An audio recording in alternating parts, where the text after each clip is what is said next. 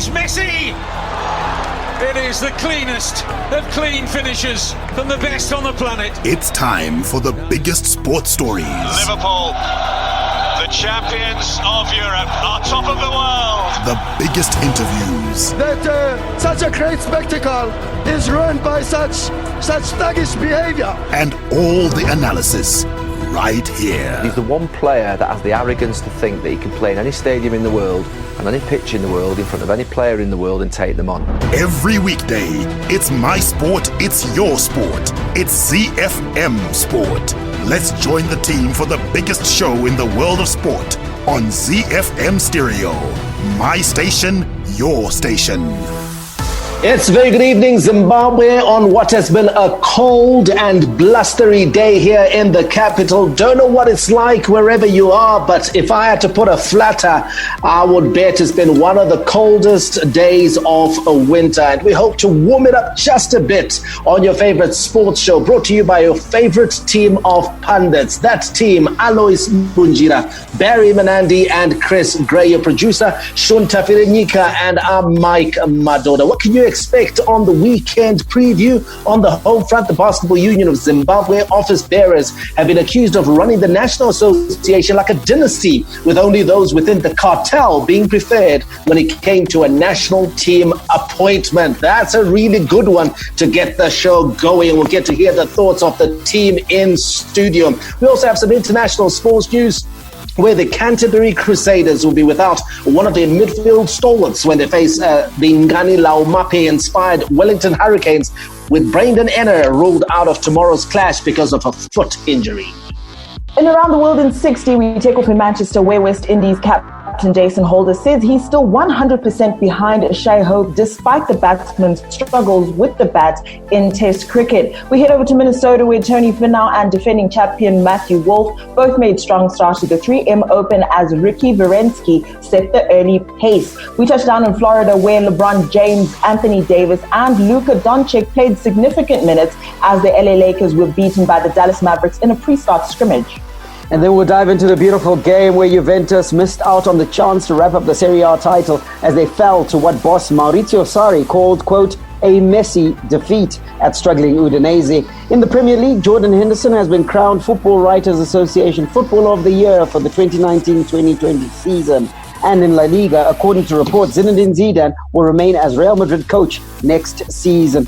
And in the Bundesliga, Karl-Heinz Rummenigge says Thiago Alcantara wants a new challenge away from Bayern Munich, but the club have not yet received any offers for the midfield.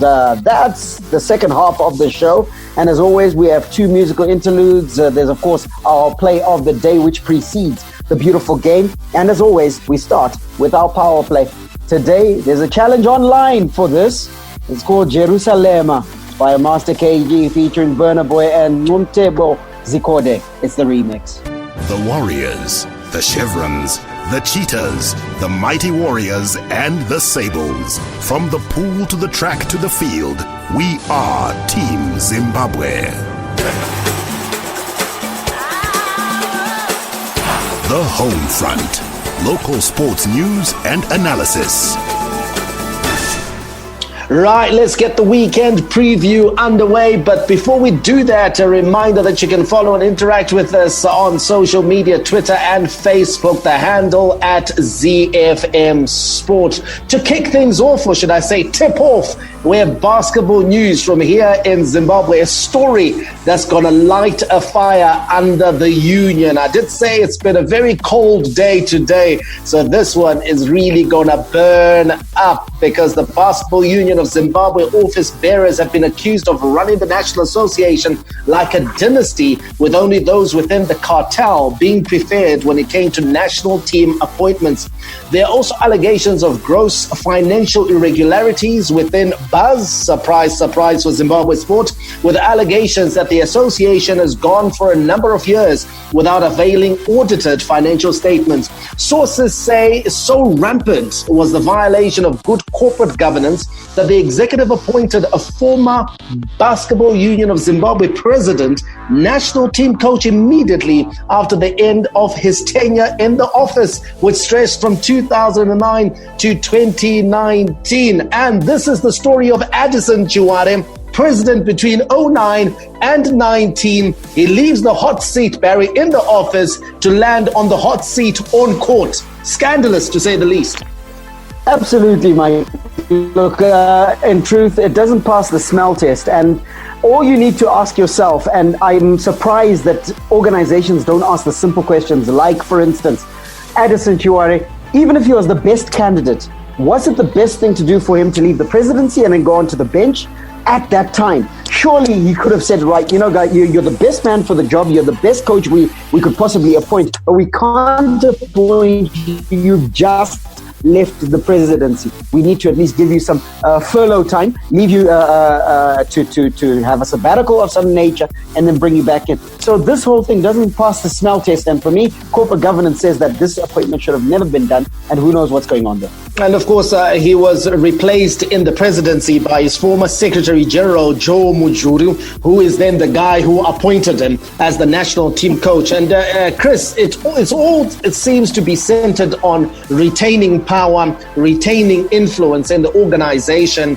and not being judged according to your output or the results that you are putting on the table as an administrator or as a coach. These guys, all they want is to be said to be in control of the sport of basketball.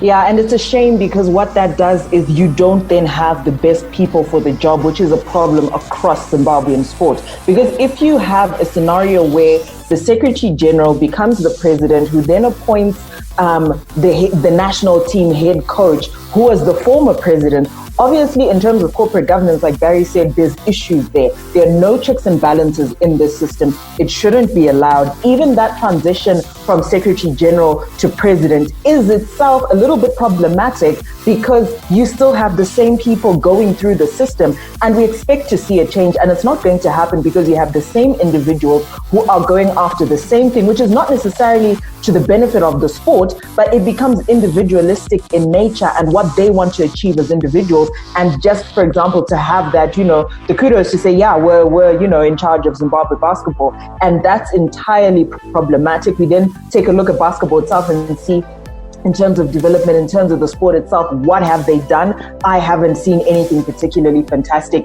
from the years 2009 to 2019, which is when Addison Chiware was president. So it's very problematic that you have the same quote-unquote administrators who are then just going about the offices. It sounds familiar, but we shouldn't be having this situation at all. Well, we shouldn't be having this situation at all, Alois, but it's a situation that's prevalent in Zimbabwe sport. It's not just basketball. We've heard these accusations around cartels across the board. You take a look at rugby, there are accusations that there's a Prince Edward cartel that's running the sport.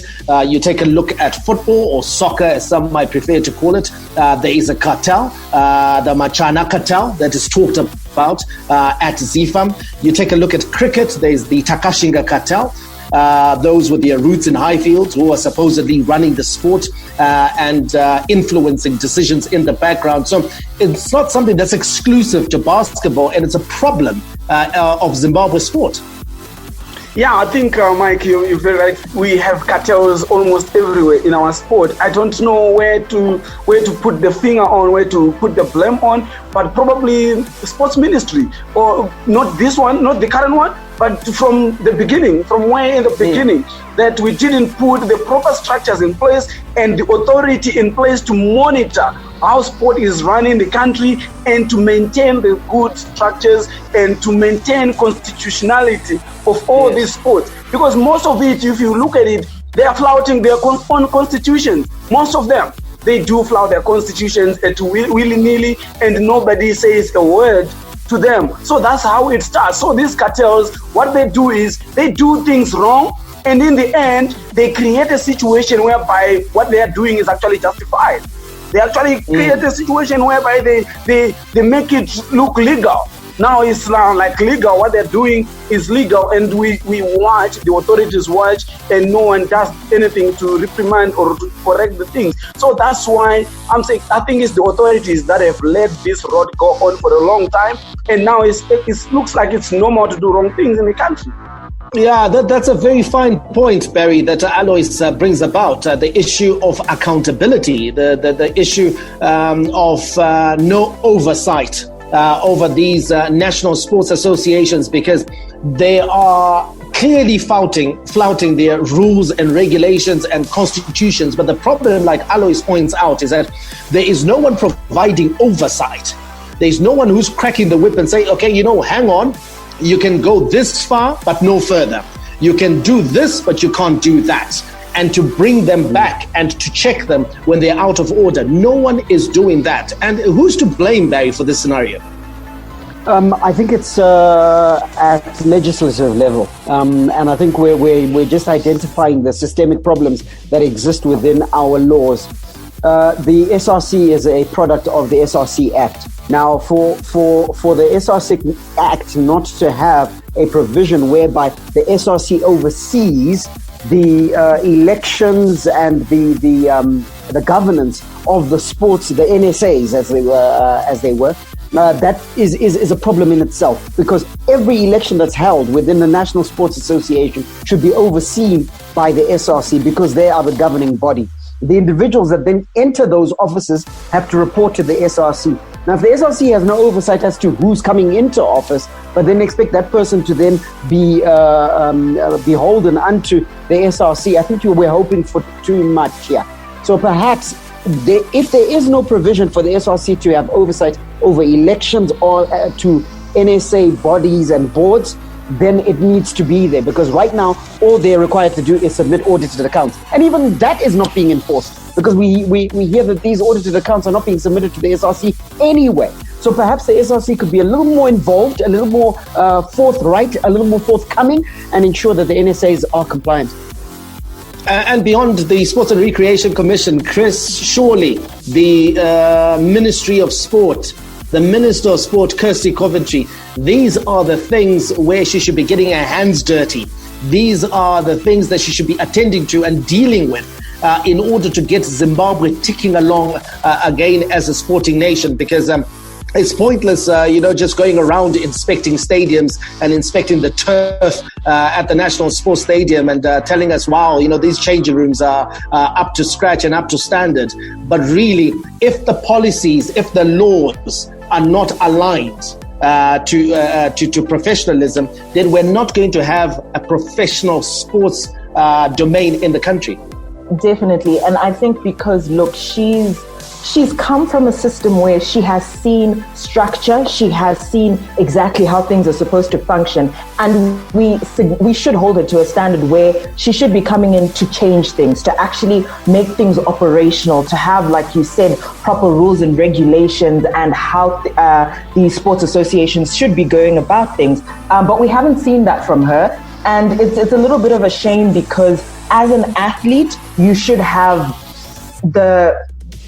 you should have the athletes themselves in mind, because the people who are hurt the most by this inefficiency of the NSAs is our athletes and potential athletes. We could sit here right now and have this discussion and have the same discussion 10 years from now if policies are not changed. And that's the problem we have across our sport. We talk about how is this person in this particular position in whichever NSA, and the point is the system allows them to be in that particular position. If the system is changed, if it's regularized, we will have proper administrators, and these are the quick wins that she needs to be attending to, but we don't see that coming from her office, and I think it's terribly problematic.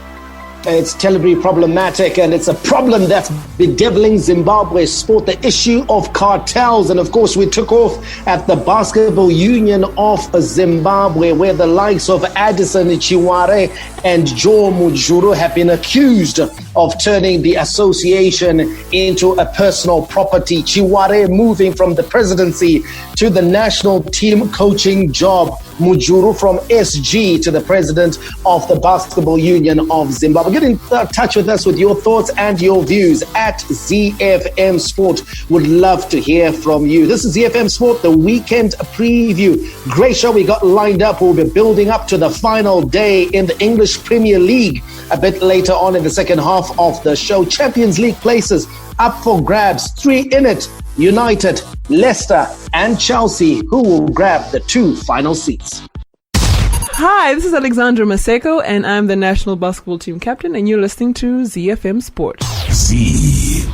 All right, let's dive into a local sports news roundup, starting with cricket, where Zimbabwe Cricket have scaled down their preparations for the tour of Afghanistan following the announcement of new coronavirus lockdown measures by the government. The Chevrons had been training in small groups for the past month while awaiting government approval to host Afghanistan for a T20 international series scheduled between July and August. However, with the continued surge in COVID-19 infections, the government was forced to enforce tighter lockdown measures this week. This has also affected cricket. Nazetsi responded by breaking the training camps, with players now required to train individually from home using a special program designed by the coaches. On to swimming news now. The Zimbabwe Aquatic Union have instructed their members to stop training following the announcement of new lockdown measures by President Mnangagwa.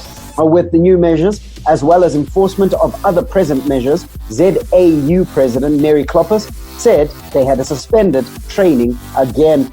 Wrap it up with motorsport news, where Zimbabwe's motocross teenage sensation Tanya Muzinda recently got a shot in the arm when she received a sponsorship deal from a top American marketing company. Muzinda relocated to the United States of America in October last year in pursuit of her dream of becoming a fully fledged professional motocross racer. Muzinda, who is based in Florida, revealed that one of the United States' top marketing companies, Yen Euro Marketing Incorporated, had come on board as one of her major international sponsors. Hi, this is Mike Madoda, and you can catch me and the team for all the latest breaking news out of the world of sport, local as well as international, on your favorite station, my station, your station, ZiFM. We are Z-Team on ZiFM Sport. Z. From the front of the grid to the back of the net, it's ZiFM Sport. International Sports News Roundup, where the world comes out to play. News of Super Rugby Aotearoa. The Canterbury Crusaders will be without one of their midfield stalwarts when they face the Ngani Laumape-inspired Wellington Hurricanes, with Braden Enna ruled out of tomorrow's clash because of a foot injury. Enna's foot injury has forced coach Scott Robertson into shuffling his backline. Fetuli Paia will start at centre, and breakout star Will Jordan at fullback in the absence of vice-captain David Havili, who was ruled out for the season earlier this week with a fractured thumb. The Crusaders have got enough strength and depth, you've got to think, to still be competitive against a very good Hurricane side, who, if Ngani Laumape is in the mood that he was last weekend, Chris, should be quite a formidable opponent. I think we've seen it from the beginning of Super Rugby Aotearoa, just the depth that the Crusaders have and how they're able to play that full 80 minutes. And that makes the difference between them and the other teams as well that they'll be playing against. And in this particular scenario, I'm pretty sure the Crusaders will be able to get it over. They've been unbeaten in 36 matches at home over a 4-year period. So I'm pretty sure they'll be able to carry this one through, even though they'll be without a couple of players. And you can see it, Mike, that in truth, even that statistic that Chris just gave us about the fact that they're unbeaten in 36 matches at home, this match is in Christchurch. There's increasingly a clear demarcation to say the Crusaders are just different gravy to everything else in Super Rugby generally, and Super Rugby Aotearoa specifically. Yeah, absolutely, Barry. They've got top players. But I'd be interested also, Barry, maybe to keep an eye on some of the little side battles, the subplots that'll be a part of this game. Whilst the Crusaders go into this game as the favourites, the Hurricanes won't be too far behind. We talked about the Hurricanes developing a balance now between the flair and the pragmatism. And if they employ a similar approach to the one that they employed versus the Blues, I think they may just make this encounter a lot closer than the first one was between the two sides. So anyway, getting back to the little side battles, Barry, I'm interested to see, how it's going to pan out between the likes of George Bridge, who plays for the Crusaders, and Ben Lamb, who plays for the Hurricanes. Both of them good finishers, and you take a look again, Sevu Reece at number 14, and then you have Wes Goosen, who's coming in, South African born. He's been in New Zealand for a long time. He's got a chance. He's a young upcoming player, and he's coming in, of course, Barry, to replace Cobus van Wyk, who has now been signed by the Leicester Tigers out in England. So he's now got an opportunity. He was in the team a couple of seasons ago, scoring a bucket load of tries. He gets an opportunity again, and he will be eager to impress and to lock down that number 14 jersey. Jody Barrett again, his continued progression as fullback.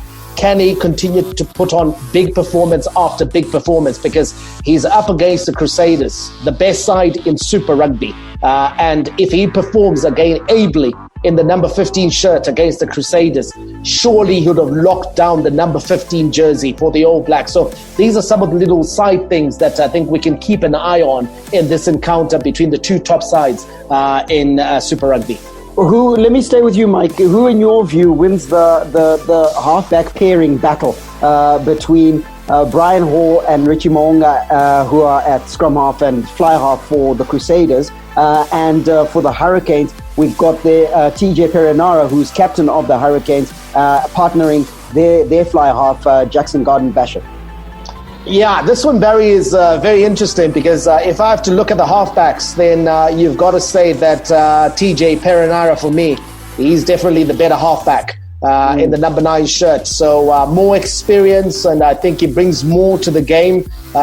He's very quick on the ball, distributes it very well. Long and short, he's able as well to make a break for himself. Very good defensively. That's a game of TJ Perenara's. I think that's underappreciated by most, but underrated. But he can hold his own in a physical confrontation. But you take a look at Brian Hall. He's up and coming, less experience there. But in the number 10 shirt, Richie Mo'unga certainly has the edge over Jackson Garden-Bachop. Richie Mo'unga, we have seen, he started off slowly in the first couple of matches, but he's really come out trumps now for the Crusaders. He's running the show, he's dictating the pace, he's almost going back, taking us back to the days when Dan Carter, when DC was the first 5'8" for the Crusaders. So he's going to be wanting to put in a dominant display in the number 10 shirt, and I think he is the guy who's leading the race. But interestingly enough, Borden Barrett has been picked to play at fly half, at first 5'8", this coming weekend in his game for the Blues because of the injury to the regular number 10. So Borden Barrett back in his favorite position, a position which I think he's the best in the world. So it's going to be very interesting. Like I say, the little side stories, the side plots in Super Rugby Aotearoa are more interesting perhaps than the outcome of the big matches that we'll be watching. Indeed, and this weekend the All Black trials, Super Rugby Aotearoa, continue. And in that other match, which is on Sunday that Mike alluded to, 2 Auckland Blues players, Bowden Barrett and Blake Gibson, will make key appearances in their match against the Waikato Chiefs at Eden Park. Barrett, the 2-time World Rugby Player of the Year, will make the first of his 6 starts for the Blues at fly half, while Gibson returns after a hamstring twinge to play at open side flank in his 50th game. Right, before we take you around the world in 60 with Chris, just a quick update on Super Rugby AU. 1 game played already earlier today, and we can tell you that the New South Wales Waratahs have lost to the Melbourne Rebels 29-10. Playing at home, the Waratahs seem to be going backwards. And in tomorrow's action, the Western Force will entertain the Brisbane Brumbies in Perth. Hi, I'm JC Krill, Springbok and Blue Bulls backline player. You are listening to ZiFM Sport. A Around the world in 60 seconds. International sports news. Around the World in 60 is proudly brought to you by DSTV. We take off in Manchester, where West Indies captain Jason Holder says he's still 100% behind Shai Hope despite the batsman's struggles with the bat in Test cricket. Hope has averaged below 25 from 21 tests since his twin tons against England at Headingley in 2017, and his top score in this Test series is just 25, with Sir Curtly Ambrose telling Sky Sports that playing again at Old Trafford could destroy the Bajans. We head over to Minnesota, where Tony Finau and defending champion Matthew Wolff both made strong starts to the 3M Open as Richie Werenski set the early pace. Finau, who led at the Memorial Tournament last week before shooting 73 and 78 over the weekend, posted a 6 under 65 during the opening round at TPC Twin Cities to equal the lowest score of the morning wave. Wolff matched Finau's total to get within 2 of the lead as Werenski mixed 9 birdies with a sole bogey to card a round of the day 63 and give himself a one-shot lead over Michael Thompson. We touched down in Florida, where LeBron James, Anthony Davis and Luka Doncic played significant minutes as the LA Lakers were beaten by the Dallas Mavericks 108-104 in a pre-restart scrimmage. In another scrimmage, Giannis Antetokounmpo scored 22 points in 21 minutes to lead the Milwaukee Bucks to a 113-98 victory against the San Antonio Spurs. Antetokounmpo shot 9 of 13 from the field and also had 4 assists, 3 rounds and 3 steals in the 40-minute game. Hi, I'm Clemens Matau, Chicanini midfielder. You're listening to ZiFM Sport. The big leagues, the big teams, the big players. The beautiful game on ZiFM Sport. The Nerazzurri, the Black and Blues, Inter Milan. It's Romelu Lukaku, and it was never in doubt. He's a beast at the best of times, but this season he has become a monster. The Giallorossi, the Yellow and Reds, AS Roma. Velotti has a go! Tremendous hits! That's what he's capable of! La Viola, the Purple Ones, Fiorentina. Franck Ribéry seals a glorious win for Fiorentina with a sumptuous goal at San Siro. The Bianconeri, the Black and Whites, Juventus. Ronaldo seals yet another 3 points for Juventus. Tough yet colourful. The best of Italian football on Z. We kick it off in Italy, where Juventus missed out on the chance to wrap up the Serie A title as they fell to what boss Maurizio Sarri has called a messy defeat at struggling Udinese. Juventus, who have been Italian champions for exactly 3,000 days, need to win one of their final 3 games to win their 9th title in a row. They led through Matis de Ligt's powerful drive, but Ilya Nestorovski headed in an equalizer before Seko Fofana's brilliant winner in injury time. Now, Sarri says Juve lost order at the end of their Udinese defeat. Alois, Juventus marching on to a 9th title in a row in Italy. They have been champions since 2012, with no one managing to stop the old lady of Turin. But you've got to say that this season they have stumbled over the line. Yeah, they've definitely stumbled, Mike, and the unfortunate part is nobody wanted to take advantage of their stumbling, and they are taking it away again. You know, they have played, I think, of the 9 titles, I think this has been the worst that they've formed, you know, especially towards the run, you know, and I'm just disappointed that, you know, no team seemed to want to take advantage of the situation. Probably, like we spoke about Inter Milan and the coach complaining, you know, probably this is where this is coming from, you know, where all this anger or the criticism is coming from, that there is Juve up for grabs, up for the taking, but people are not taking advantage of it. And I that's why I sympathize and I do agree sometimes, you know, I feel it's justified. The criticism that is shot towards the teams that are chasing Juve, I think is justified.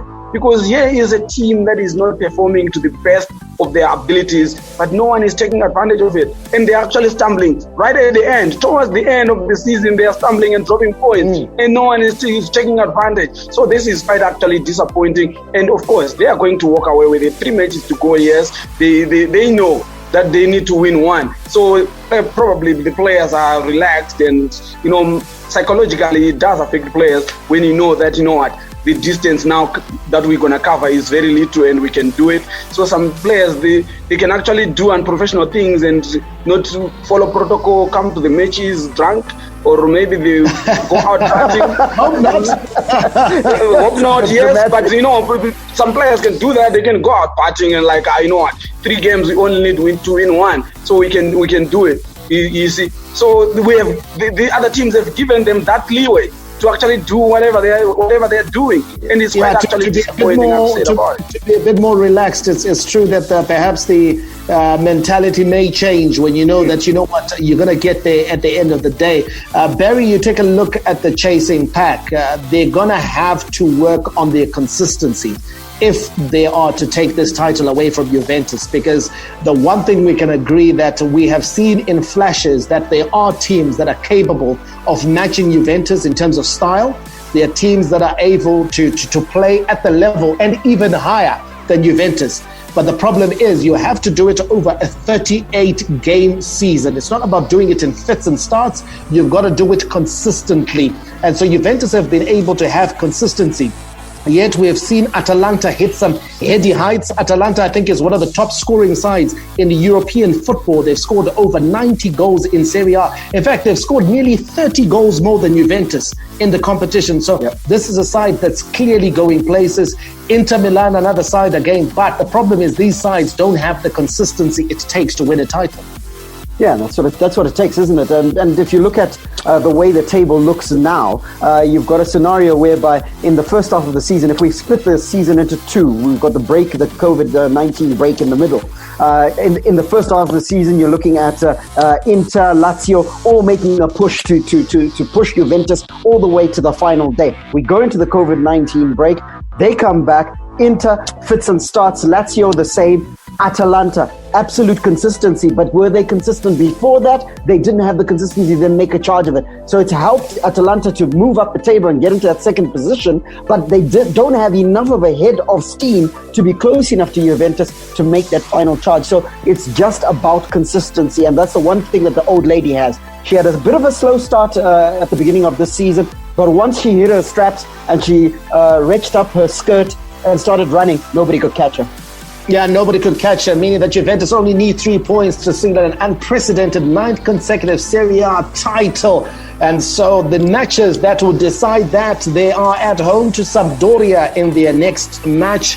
And then after that, they make the trip to Cagliari, and then they wrap things up at the Allianz Arena, as it's called. Same name as Bayern Munich, the Allianz Arena in Turin, when they take on Roma. So those are the 3 matches. Now, Chris, the one thing that we can perhaps keep an eye on that is of interest, that is not yet decided, is the race for Italian football's golden boot. Cristiano Ronaldo last night overtaken by Lazio's Ciro Immobile. Immobile now on 31, Ronaldo on 30. We talked about, can Ronaldo get to 35? The 35 goal mark that was set by Gonzalo Higuain. And it's going to be a tough ask now. He needs at least 1 game in which he scores big. Definitely. If you take a look at those last 3 games that he has to play against Sampdoria, Cagliari, especially Roma, not necessarily teams that they can go in and he can necessarily bet on saying that he can score big against. But look, if the stars align for him and he has 1 particularly good game, which is essentially what he needs, he might be able to get it and get those 35 goals. Yeah, absolutely. Your top scorers in Italy at the moment, Ciro Immobile on 31 leading the way. Ronaldo, Cristiano, 30 goals scored with 5 assists. Ciro Immobile, by the way, has got 8 assists. Romelu Lukaku, former Man United striker, is on 21 goals with 2 assists. Francesco Caputo, he's got 19 goals and 7 assists. He plays for Sassuolo. And then João Pedro, who plays for Cagliari, is on 18 goals and 4 assists. Those are your top performers in Italy. Your weekend fixtures: AC Milan versus Atalanta in the pick of the fixtures. Should be a barnstormer, this one. Brescia entertain Parma. Inter Milan visit Genoa. Napoli at home to Sassuolo. It's Bologna versus Lecce. Cagliari take on Udinese. Roma versus Fiorentina. Spal entertain Torino. Hellas Verona versus Lazio. And Juve take on Sampdoria, knowing that 3 points bag another Scudetto. On to England now, where Jordan Henderson has been crowned Football Writers Association FWA Footballer of the Year for the 2019-2020 season. The Liverpool captain saw off stiff competition from Manchester City's Kevin De Bruyne and Manchester United's Marcus Rashford, as well as teammates Virgil van Dijk and Sadio Mane to claim the honour. Liverpool's dominance in the league was reflected in the voting, as Trent Alexander-Arnold and Alisson Becker also received votes, but it was Henderson with more than a quarter of the votes who was the clear winner. Alois, any arguments here? No, I don't think in the end there were no arguments. Before we went into the COVID enforced break, I thought that Sadio Mane could actually have a shout for this one. But after we came back from that break, he went kind of like quiet. And then Jordan Henderson maintained the consistency. He managed to bridge the gap. That break, it didn't affect him. He maintained his consistency and he overtook, for me that is, I'm not saying for everybody, for me that is, I thought Sadio Mane was ahead. Then he was overtaken by Jordan Henderson, by virtue of Jordan Henderson keeping the consistency after the break. And he maintained it, and he had to lift that trophy as well. As a captain, you also have that added advantage because people are looking at you, your command, the way you influence games, the way you influence your other teammates. It's actually a plus. When you're the captain, and Jordan Henderson, he had that as well. So he had that advantage, and as well as maintaining consistency on the field of play. So for me, I don't have any doubt about it. I was just listening to you talking about stiff competition from players like Marcus Rashford. I don't think Marcus Rashford had any chance on that one. He was never in competition. Let's be honest. I think maybe Barry, it's important also to come in and clarify, I think, on this award, because the Football Writers Association, I think, has got a different premise to the main award, which is the PFA Player of the Year award. The PFA Player of the Year award is the main goal. That is the one that was won by Virgil van Dijk. I think that's like your soccer star of the year. I think I watched the interview earlier where Kerry Brown, I think she's the chairperson of the Football Writers Association, she came in and explained that the award is not based or primarily on on-field ability.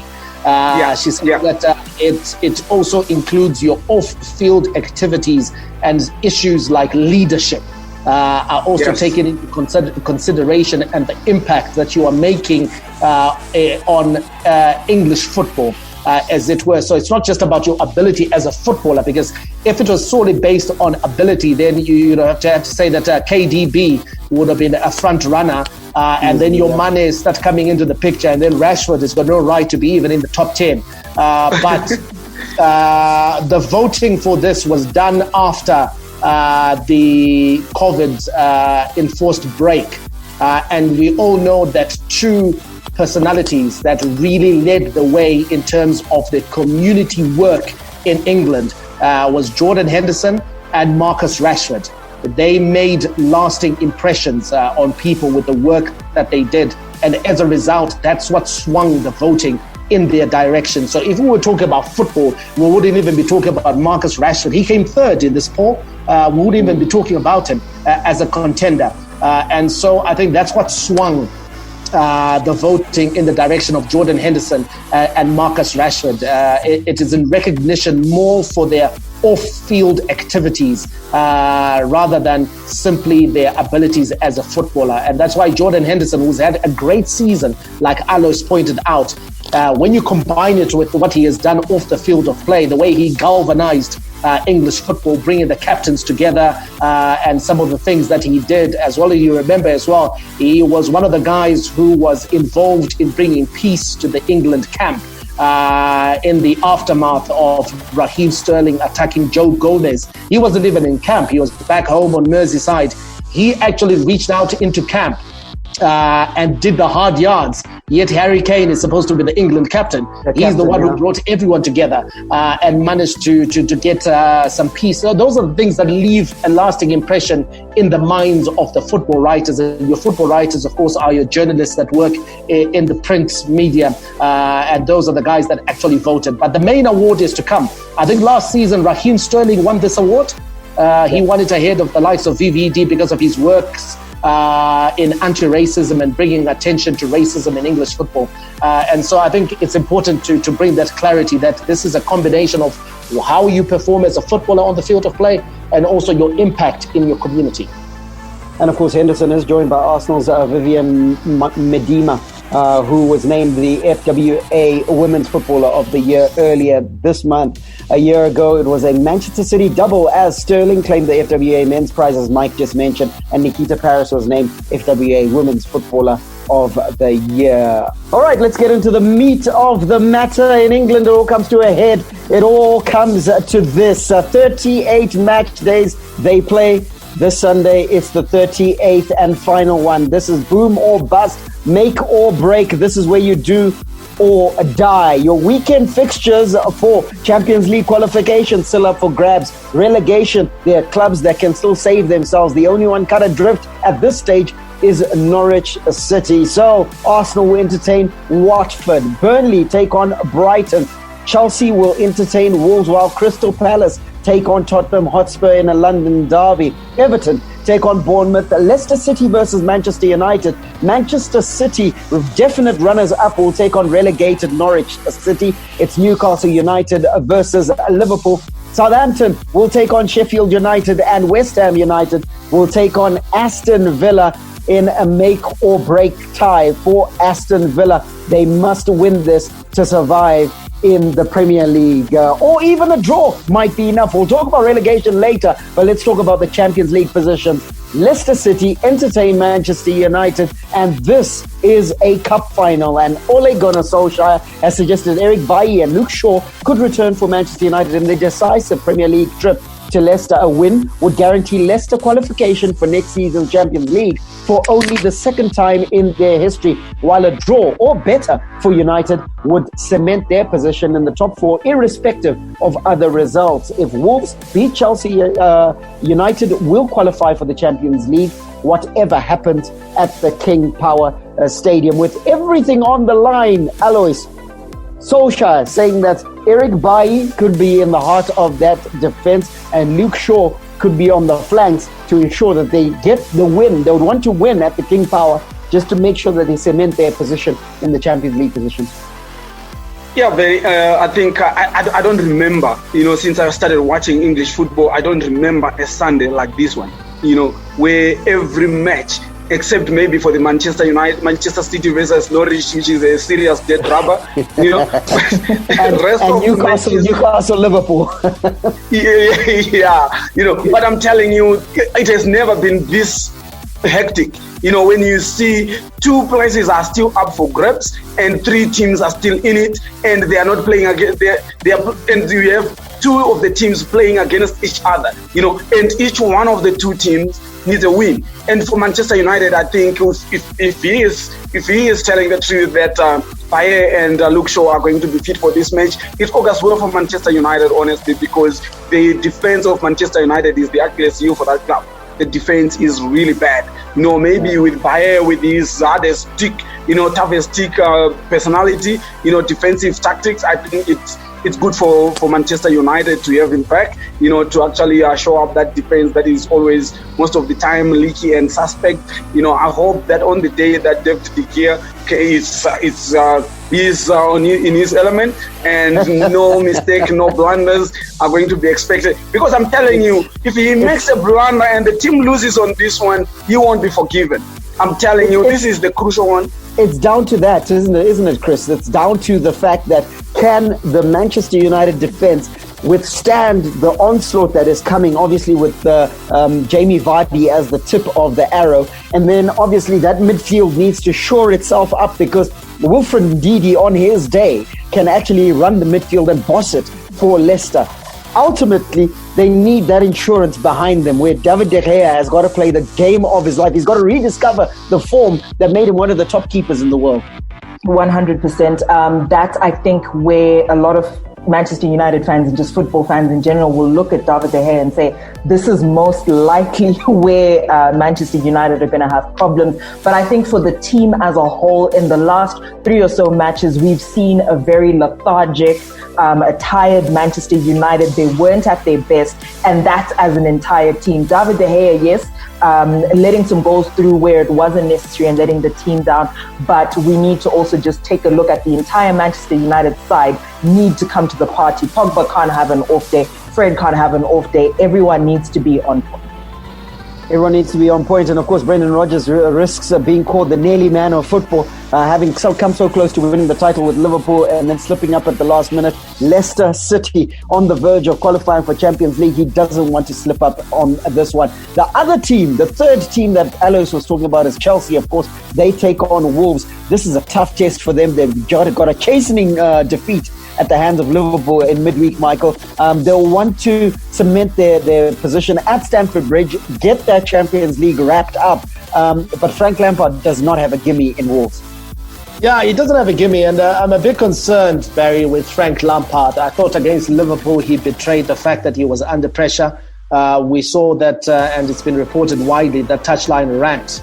And if you manage to listen to that, you know, the way that he reacted to a Jurgen Klopp, who was trying to calm the situation down and telling him to calm down, and you know, who was quite respectful, to be honest, in the interaction.